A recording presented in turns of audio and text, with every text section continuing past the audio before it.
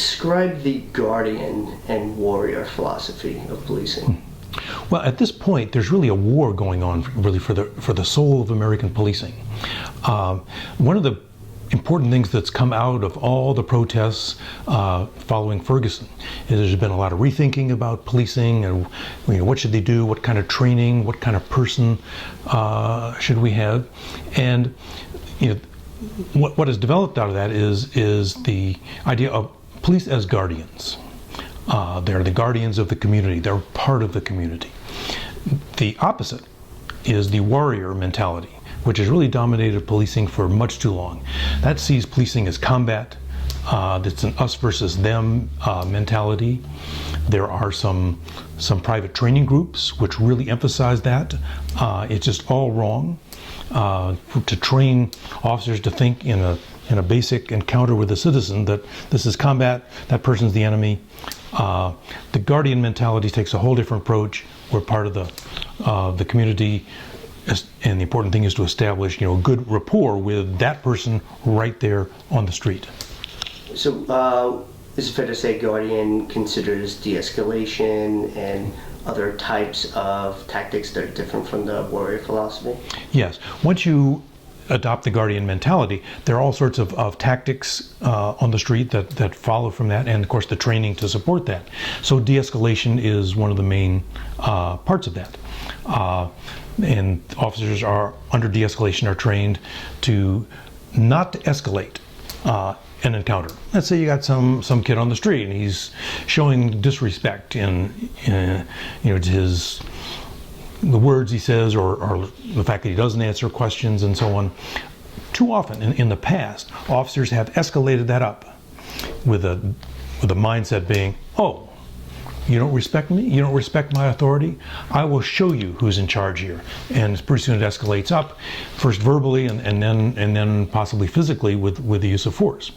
So the de-escalation movement really tries to take those encounters in the different direction.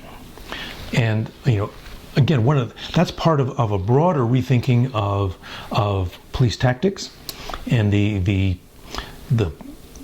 important concept, important phrase is tactical decision making.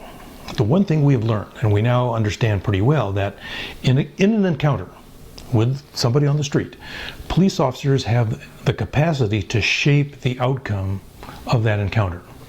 The officer can do things which will take it that way, which will increase the likelihood of using force, or the officer can take it this way and reduce the likelihood of using force.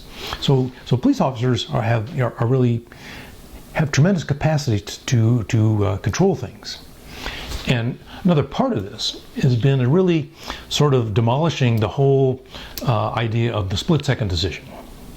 The warrior mentality sees everything as there's a threat everywhere, and these are all split-second decisions, and the officer has no choice. If somebody jumps out from behind a bush with a gun, you have no choice but to shoot.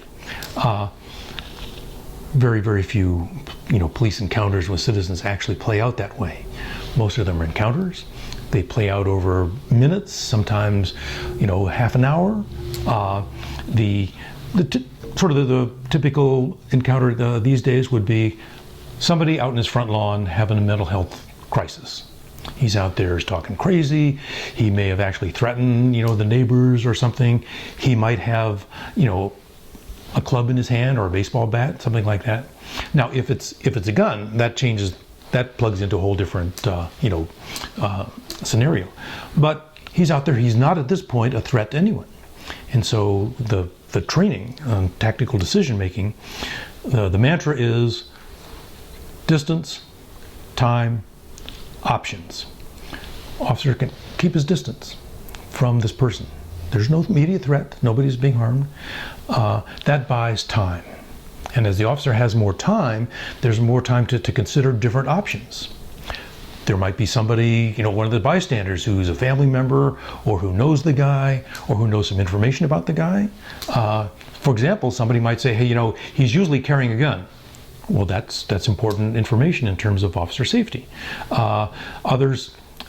Somebody else might say, oh, he does this all the time. He usually calms down in about 5 or 10 minutes. It's very useful information. And so you've got, the capacity to de-escalate these encounters and avoid uses of force.